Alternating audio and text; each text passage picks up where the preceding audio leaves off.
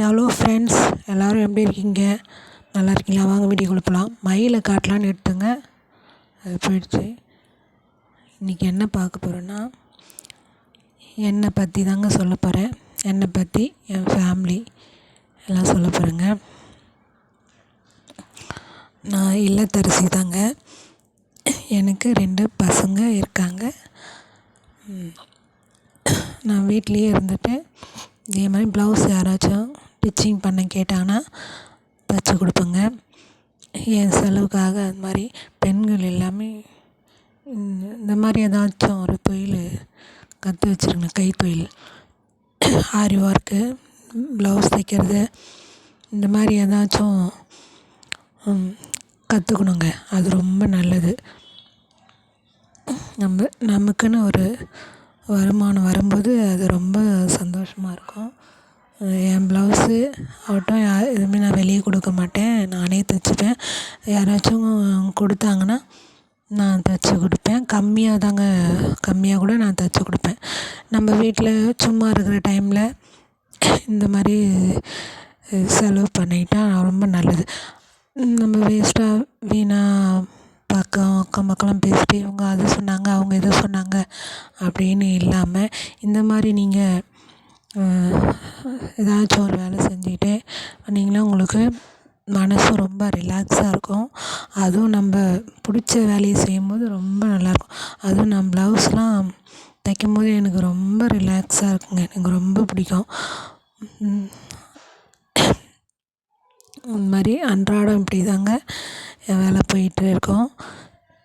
இந்த மாதிரி தைச்சிக்கிட்டே இருப்பேங்க. உடம்பு வேறு சரியில்லைங்க.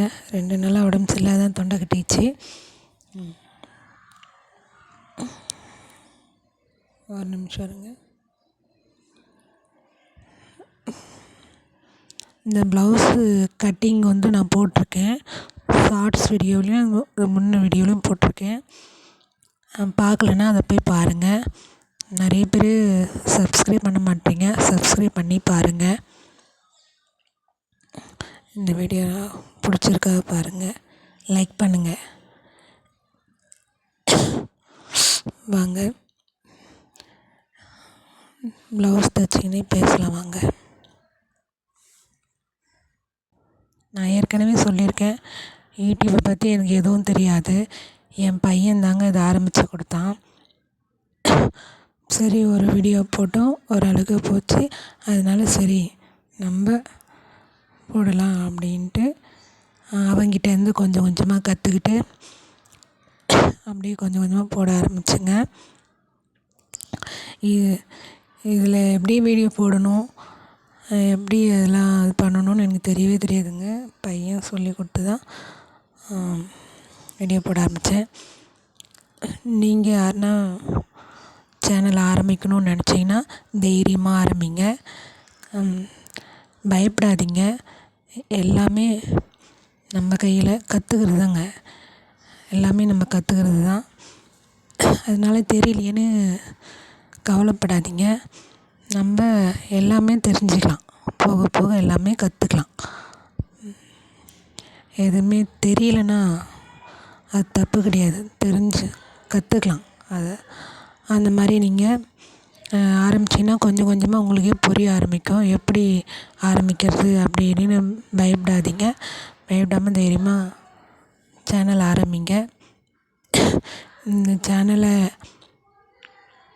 ஆரம்பித்ததுக்கப்புறமா நம்ம மனசில் இருக்கிறதெல்லாம் ரிலாக்ஸாக பேசலாம். ஒரு ஃப்ரெண்டுக்கிட்ட பேசுகிற மாதிரி நம்ம பேசி பழகலாம்.